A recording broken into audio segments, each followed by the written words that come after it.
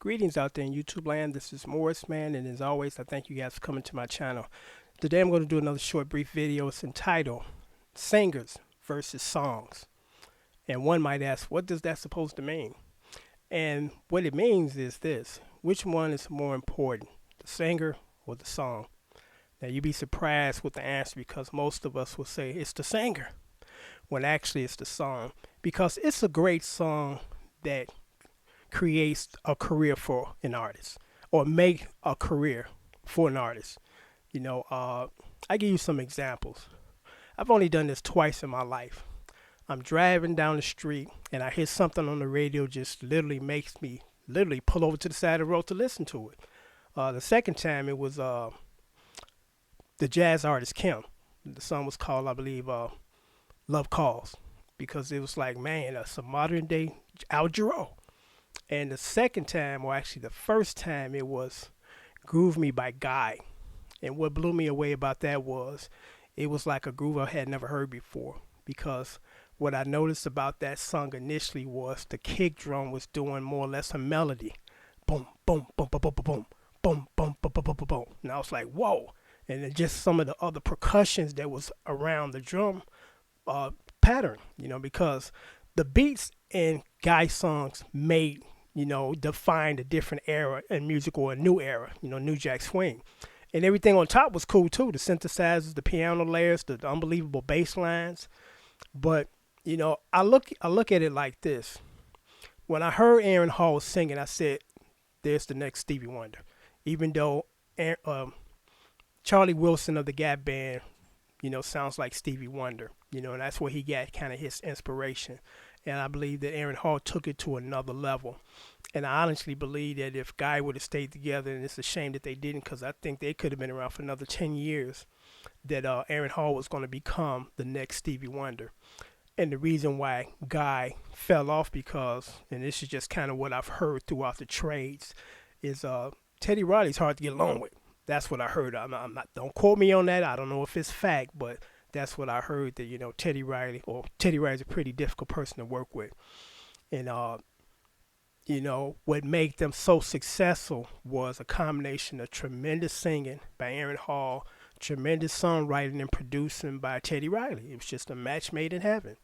And unfortunately, that match didn't stay around long enough to improve, to show its endurance. But the reason why I'm using Guy as an example is everything was running smoothly. And then I believe Aaron Hall kind of got forced into doing a solo thing. And when he was in the process of it, I'm like, I hope that it becomes a success, because this man can really sing. And his career really didn't continue or stay maintained after the solo career for this one reason, because again, he's proven himself that he's a hell of a singer. It was the writing. The writing defines your career, because you can be a mediocre singer with great writers and have a pretty good career, versus you are a good singer with weak songs, or weak songs penned on you. And a lot of people don't realize how important great songs are, because they define a career.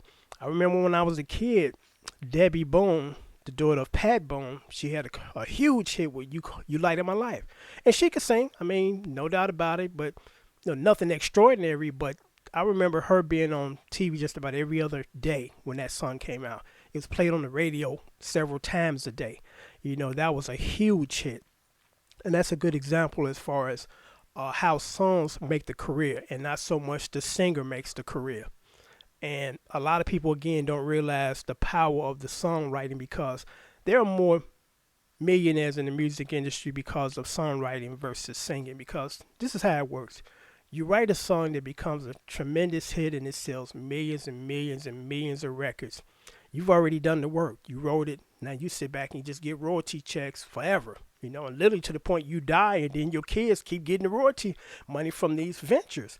With the singer, you got to sing once and get paid. Then you got to go out there and perform and tour and constantly get paid. When you stop singing, you stop getting paid. A lot of people that are not in the industry don't realize how much a toll it takes on artists that travel extensively. You're riding on a funky, smelly bus for 8, 10 hours a day, and then you get checked into a flea bag motel because of the manager didn't book you in the best hotel, and at the last minute they had to scurry and throw you in a flea bag motel. You travel so much that people actually do this, and we've seen it on commercials, and they think it's funny that you don't know what day it is. You don't know what town you're in. You hollering, "Are you out there in San Francisco?" when you somewhere in Oakland or somewhere in New York.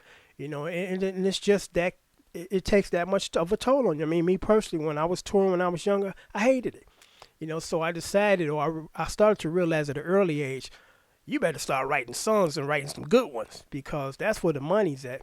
Because 100% of the songs that I've written over 250, if not more. I've written not 100% of those songs I've written, 100% of the lyrics.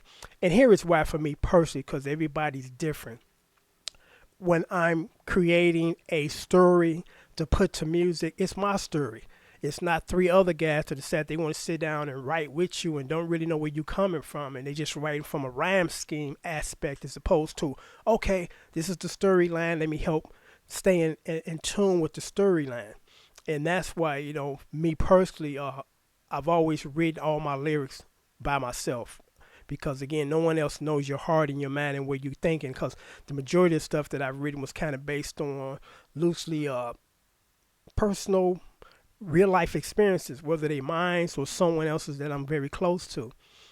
So again, when it comes to the songwriting, I did all of the lyrics and most of the music too, because I play several instruments. But I can count on one hand as far as compositions or co-written people that co-written with me, something that I was starting on. But I've really actually co-written on a lot of other people's projects, because they come to me and say, I got two verses and I'm stuck. What, can you come up with a third verse? And I listen to the tune. I'm like, okay, I think I can do that. Or, can you come up with a hook for me? Because I got the verse, but I need that hook. So I've done that. I've contributed, greatly to a lot of other people's projects. But I just make this video short and sweet. As far as, again, the money is in the songwriting, and it's not just about the money, because when I got into this business, it wasn't about dollar bill signs. It's like, I enjoy creating. I think I'm pretty good at this. So I'm signing off, but this is my video, singers versus the songs. So until next time, take care.